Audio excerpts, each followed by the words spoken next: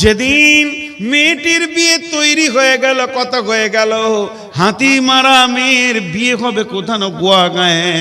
ওখান থেকে খবর এলো 21 লক্ষ টাকা লাগবে। বাপের একটাই ছেলে, সেই স্কুলে চাকরি করে, একটা দোকান খুলেছে, ফার্মেসি করেছে বড়। বাপ তার বড় কলেজের প্রফেসর ছিল, রিটায়ারমেন্ট। এখন হলো কি, মেয়েটাকে চয়েস করে ফেলেছে কোনো একটা বিয়েতে দেখে। এ হলো গরিবের মেয়ে, পাগল হয়েছে, ওই মেয়েটা ছাড়া আমার সংসার হবে না। এবং ঘটক পাঠানো হলো, দেখা গেল কুলির ঘরের মেয়ে, ইট ভাটার ঘরের মেয়ে। তখন বলল ওই মেয়েটাই আমাকে চায়। মেয়ের বাপ বলল দেখো আমার একটা ছেলে, সর্বস্ব গাড়ি বাড়ি, এত বড় বিজনেস, আমার রিটায়ারমেন্ট, মাসে 70,000 টাকা পায়, সমস্ত আমার ছেলে মালিক, বেশি লাগবে না, 10 লক্ষ নগদ লাগবে। এ বিচারা গরিব মানুষ দুটো বেটাকে নিয়ে বসে গেল। বাবা, হাসিনার বিয়ের খবর এসেছে, গোয়া গাঁয়ের অমুকের ছেলের সঙ্গে প্রফেসরে। দুই ভাই অবাক, দিনের বেলায় আসমানে চাঁদ দেখছে, আমার বোন ওই ঘরে ঢুকবে। এবার বলছে মাত্র 10 লাখ লাগবে। দুই ভাইয়ের চোখে চোখে বলছে আব্বাকে কিছু বলিস না, যদি একবার বলি আব্বা ওই ঘরে দিও না, আমরা সামালতে পারবো না, হাসিনা চিরদিন দুঃখ পেয়ে যাবে। বড় ঘরে বিয়ে হয়েছিল, ভাই হতে দেয়নি। বাপকে বলল আব্বা বিয়ে দিয়ে দেন। বাপ রেডি হয়ে গেল। ভিটা ছিল 5 কাঠা, 3 কাঠা বিক্রি করে দিয়ে ঘরটা ছোট করে নিল। দুটো দুধের গাভী ছিল, সেটাও বিক্রি হয়ে গেল। মাঠের 3 বিঘে জমি আর খুঁজে পাওয়া যাচ্ছে না, সেটাও ধুলিস্যাৎ হয়ে গেছে। নাই তো ঘরে সব জিরো। মা এখনো বয়স বেশি হয়নি, মাত্র 38 বয়স চলছে, 40-এর ঘরে ঢুকেনি। নাকের কানের গলার যা ছিল খুলে সমস্ত কিছু জরিনাকে দিয়ে দিল, খাদিজাকে দিয়ে দিল। সর্বস্বকে ওর ঘরে ঢুকতে গিয়ে এই ঘরটা একদম জিরোতে দাঁড়িয়ে গেল। শুধু জিরোতে নয়, বাপ ইটের ভাটার কুলি হতে গেল। ছোট ভাইটা কোনো রকম ছিঁড়া কাপড় পরে ঈদের নামাজ পড়ছে। বাকি দুটি ভাই দেখলো এই ঘরে আর শান্তি ফিরানো যাবে না, দুইজনেই যুক্তি করে চলে গেল কেরল, সেখানে চেন্নাই কুলি খাটতে চলে গেল। ঘরটা পুরো জিরোতে জিরো দাঁড়িয়ে গেল। এবার ঈদের দিন নতুন জামাই এসে গালমোটা করে বসে আছে। 30,000 টাকা না দিলে জামাইয়ের ঈদের মন ভরবে না। সেটাও বিচারা ঋণ করে নিয়ে এলো ইট ভাটা থেকে। মালিককে বলল ভাই পা দুটি জড়িয়ে ধরছি, 6 মাস তোমার গোলামি করে শোধ করে দিব, 30,000 টাকা দাও। বাঁদরের বাচ্চা, কুত্তার বাচ্চাকে সেই টাকাটা হাতে দিল। এবার দেখছে বাপ ঈদের নামাজ পড়তে যেতে ছেঁড়া লুঙ্গি পরে, মেয়ে দুই নয়নে অঝর নয়নে কাঁদতে শুরু করলো। আজকে ঈদের দিনে আমার বাপ ছেঁড়া লুঙ্গি পরে যাচ্ছে। এমন সময় খাদিজা বলে ফেল আব্বা লুঙ্গিটা চেঞ্জ করা যায় নাকি? মুচকি হেসে দেখলো মেয়ে আমার কষ্ট পাবে, বুঝতে দিব না। মুচকি হেসে বললো মা, মেয়েকে বলছে লুঙ্গিটা নতুন রে মা, ভাটাতে খালি একটু ট্রাক্টরে গায়ে লেগে গেছিল তাই ছিঁড়ে গেছে। মেয়ে তো বুঝে নিল বাপের অবস্থা বড় খারাপ। এদিকে মায়ের দিকে তাকিয়ে মনে হচ্ছে কোন পুরুষের স্বামী মারা গেছে, বিধবা মেয়ে বসে আছে, না আছে গলায় না আছে কানে। মা ওই অবস্থায় রয়েছে, মাথার ওপরে এখনো 3 লক্ষ টাকা ঋণ, 3টে কুলি 3 দিকে খাটছে। এই অবস্থায় গুন্ডার বাচ্চা শ্বশুর ঘরে বুট আর কোট পরে মচমচ করে হাঁটছে। জানে না, একবারও ভাবে না যে এই বংশটাকে আমি ডাকাতি করে নিয়ে চলে গেছি। জানে না আমি ডাকাতের বাচ্চা, ডাকাত বংশটাকে আমি একদম নিঃস্ব জিরোতে পালিয়ে দিয়েছি। কুত্তার বাচ্চার খবর নাই যে আজকে আমার শ্বশুর শাশুড়ি রাতে ঘুমাই না, প্রতিদিন 4 লক্ষর অঙ্ক করে, কেমন করে শোধ করব। এরপরে ছোট ভাইটা ছিঁড়া কাপড় পরে ঈদের দিনে ঘুরছে। ফরিদা তার হাতটা ধরে নিল, নিয়ে গিয়ে বাথরুমের ভিতরে ভরে দরজাটা লাগিয়ে বলছে ভাই কালকে কি দিয়ে ভাত খেয়েছিলি?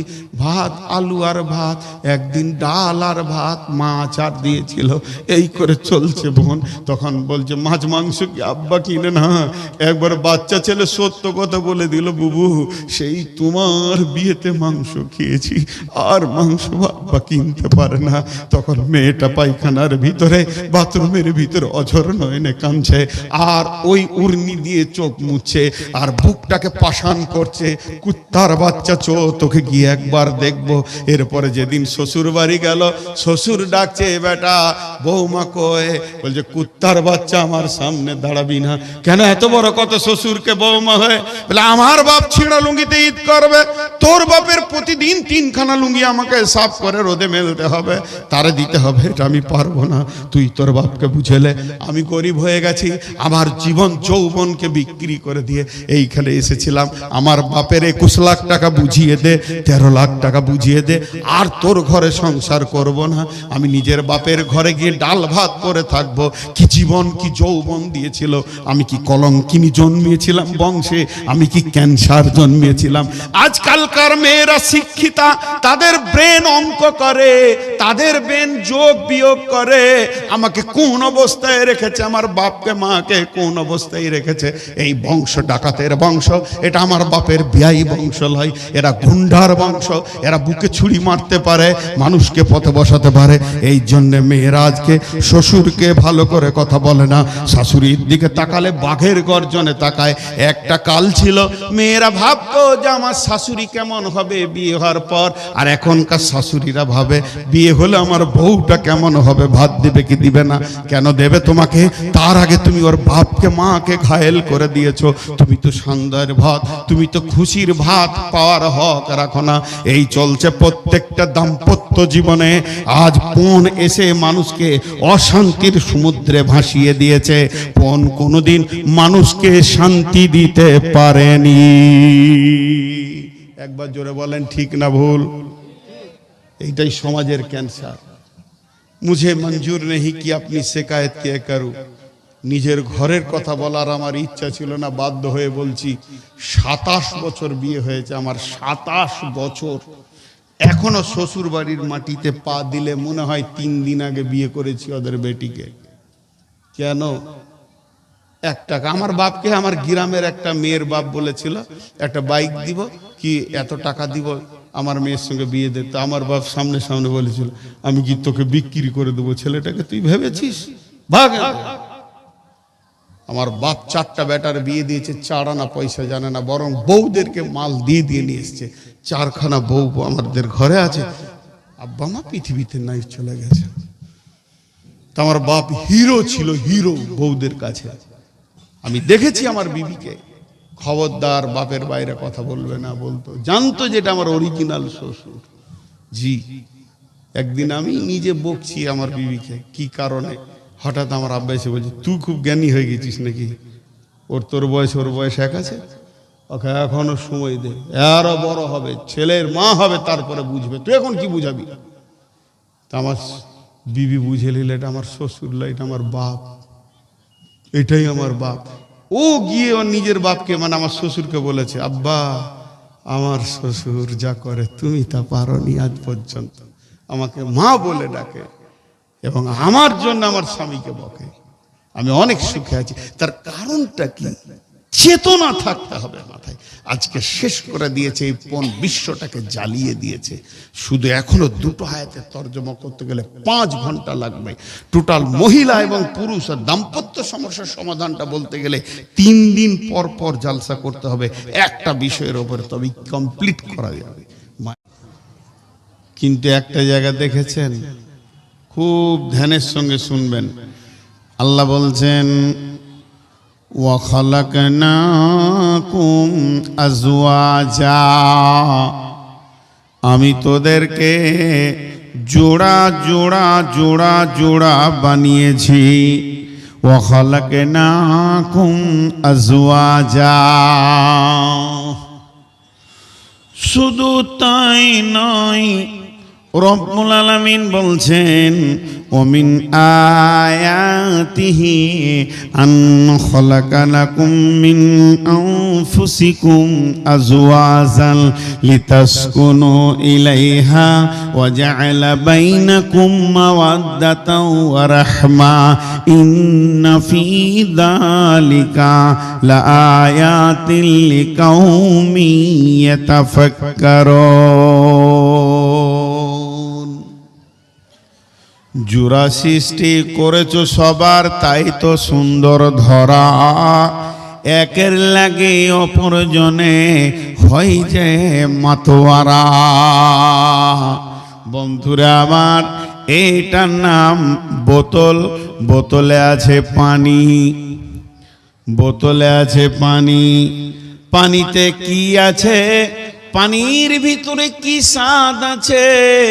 পানি কতটা কলিজাকে ঠান্ডা করে পানি নিজেই জানে না। যাকে পিয়াস লাগে সে জানে পানি কি জিনিস। আল্লাহ তাবারক ওয়া তাআলা নারীকে পুরুষকে ক্রস করে দিয়েছেন। সেটা কেমন? বিজ্ঞানী বলছেন, আল্লাহ বলছেন তাসকুনু ইলাইহা ওয়া জাআলা বাইনাকুম মাওয়াদ্দাতা ওয়া রাহমা। আমি তোমাদের দুইজনের মাখামাখির ভিতরে আনন্দ এবং রহমতের ভান্ডার রেখেছি, এবং তোমার ভিতরে যে উগ্রতা আছে সেটা ঠান্ডা করে শিথিল করে দেবে তোমার বিবি। আমি এত দূরের ভিতরে আমি সমস্ত আনন্দের ভান্ডারকে ভরে দিয়েছি। তাই কবি বলছেন, জোড়া সৃষ্টি করেছো সবার, তাই তো সুন্দর ধরা, একের লাগি অপরজনে হয় যে মাতোয়ারা। একটা জোয়ান মেয়ে, ব্যাচেলিয়ার মেয়ে, মেয়েটি জানে না ওর ভিতরে কি আনন্দ আছে, কি স্বাদ আছে, কি সুখের ভান্ডার আছে। মেয়েটা নিজে জানে না, ওটা জানে ওটা জানে পুরুষ। পুরুষকে জিজ্ঞেস করো মেয়ে কি জিনিস, বর্ণনা দিয়ে দেবে ওর ভিতরে কত আনন্দ ভরা আছে। তেমনি পুরুষের ভিতরে আনন্দ ভরা আছে, পুরুষ নিজে জানে না কি জিনিস, কি সুখ পুরুষের ভিতরে রয়েছে, ওটা মহিলারা জানে। একটা মেয়েকে জিজ্ঞেস করো পুরুষ কি জিনিস, সে পাগলের মতো আত্মহারা হয়ে যাবে। তাই আমার আল্লাহ বলেছেন, তোদেরকে জোড়া সৃষ্টি করে শুধু আমি ছেড়ে দিইনি, একে অপরের পাগল আমি বানিয়েছি।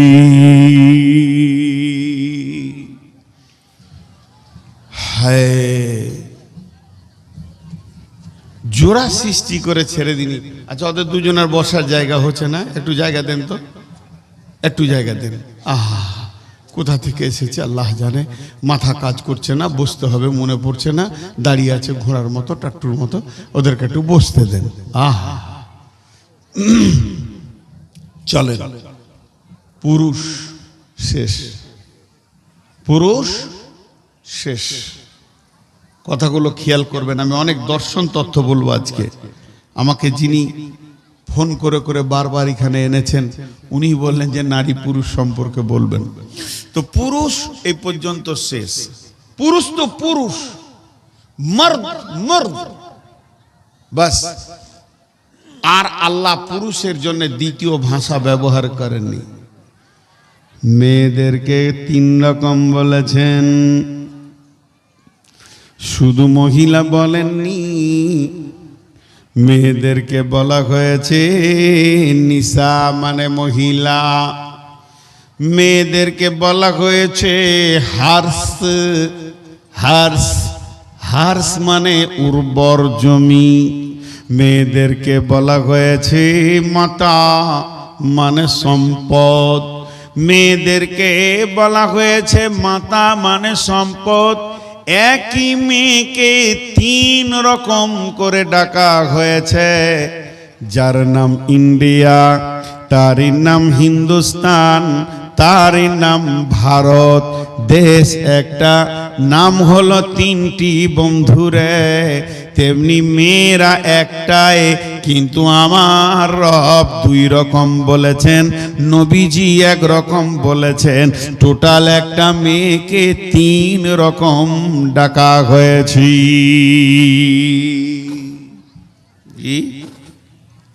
তিন রকম ডাকা হয়েছে, একই জিনিস তিন রকম নাম। যেখানে থাকবে নাম চেঞ্জ হবে।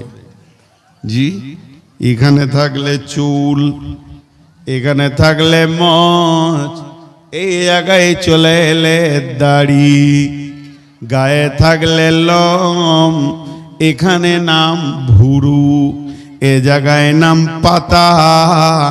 অতএব জিনিস একই, কিন্তু মহল্লায় সময়ের জায়গাতে নামের পরিবর্তন। আল্লাহ তাবারাক ওয়া তাআলা মেয়েদেরকে দুইটি কথা বলেছেন। একটা হলো নিসা ইমরাত, এর মানে হলো মহিলা। আল্লাহ কোরআনে বলেছেন সূরা নিসাতে, নিসাউকুম হারসুল লাকুম ফাতু হারসাকুম। এই জায়গায় জমিন বলেছেন উর্বর জমি। আপনার যে জমিটা সব থেকে দামি ফসল দেয়, সেই উর্বর জমি বলেছেন। 3 নম্বরে আল্লাহর নবী বলছেন পৃথিবীর সেরা সম্পদ হলো মহিলা। তাহলে মেয়েদের 3 রকম নাম, পুরুষের শুধু এক রকম নাম, পুরুষ মার্দ শেষ। এদেরকে 3 রকম বলা হলো কেন? আলাদা আলাদা ব্যাখ্যা। এদের কাছে 3 ধরনের কাজ পাওয়া যায়। একবার বলেন মেয়ে তো মেয়ে। তসলিমার নাম শুনেছেন? মারা গেল বাংলাদেশের লেখিকা। জি, খুব নোংরা নোংরা লিখে। ওর নামটা কি? কথা বলেন এতগুলি লোক, কি নাম? তসলিমা নাসরিন। এত নোংরা মেয়ে পৃথিবী তার দ্বিতীয় কেউ জন্ম নিয়েছিল কি আমার জানা নাই।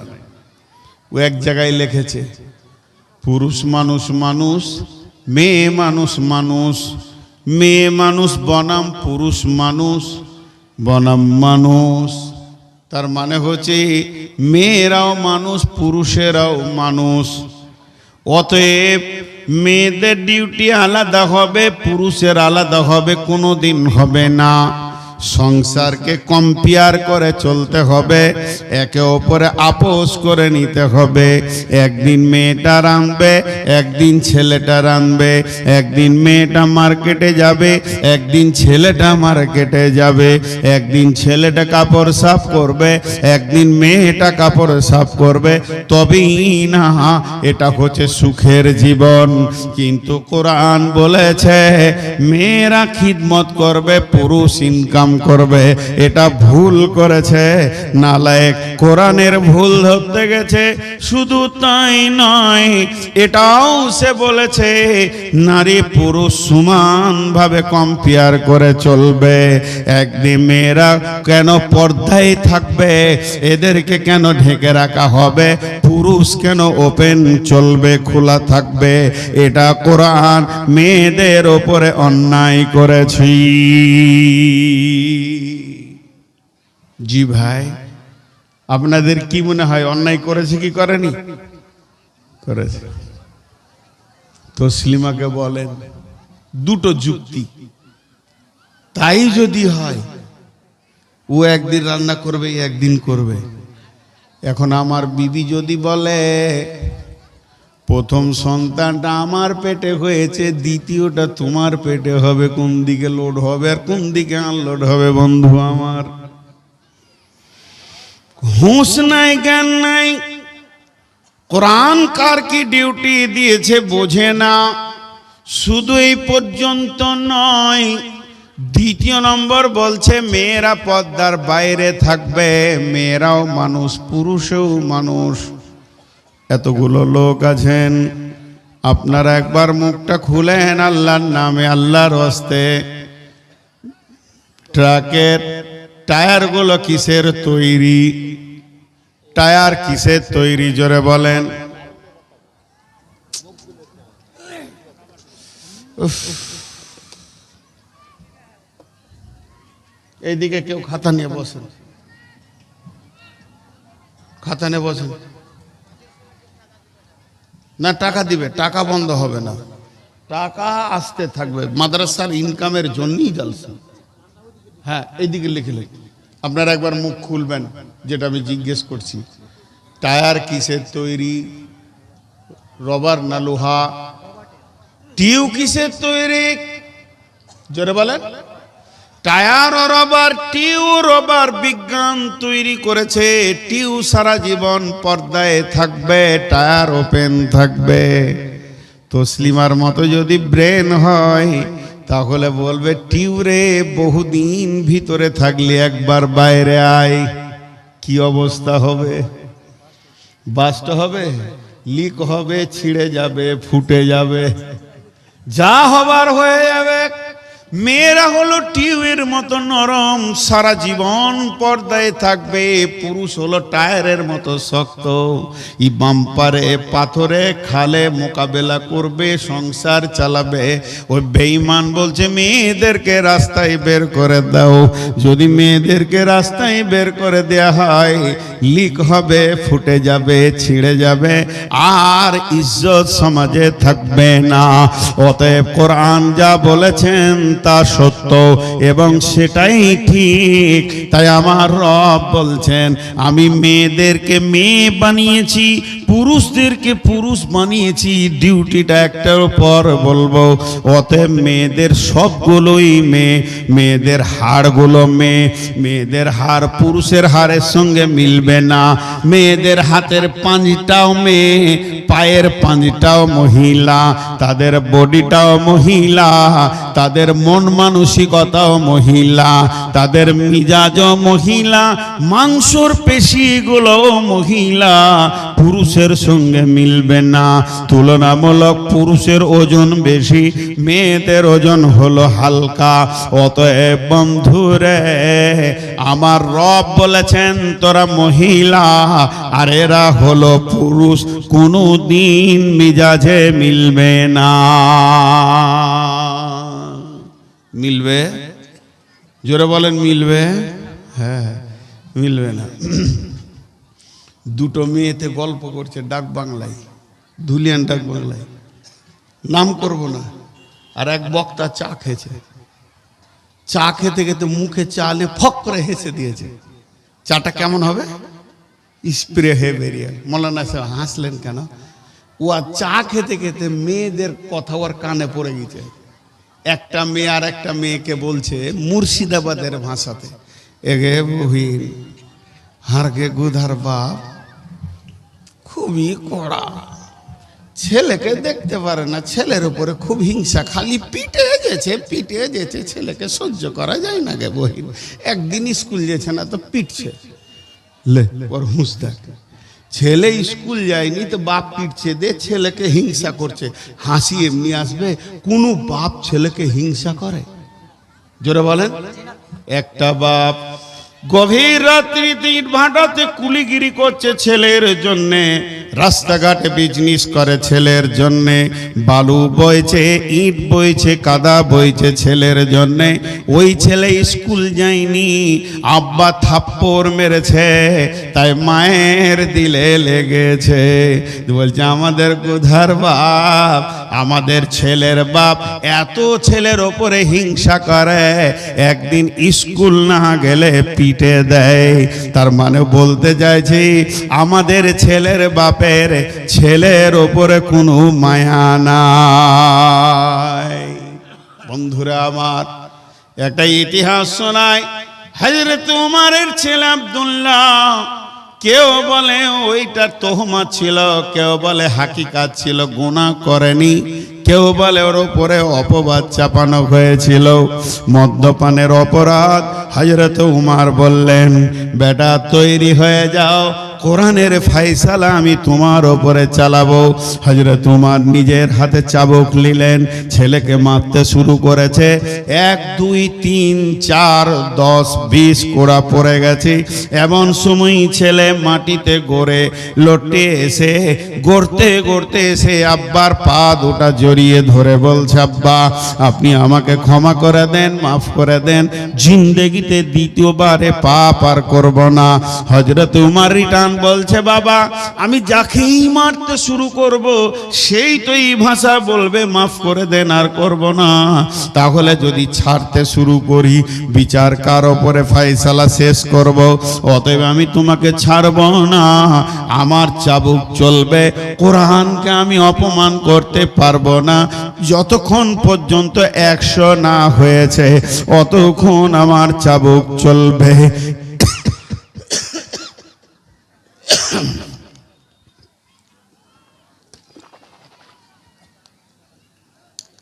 একজনে দাঁড়িয়ে থাকবেন না বলে দিচ্ছি, মাথা গরম হবে আমার।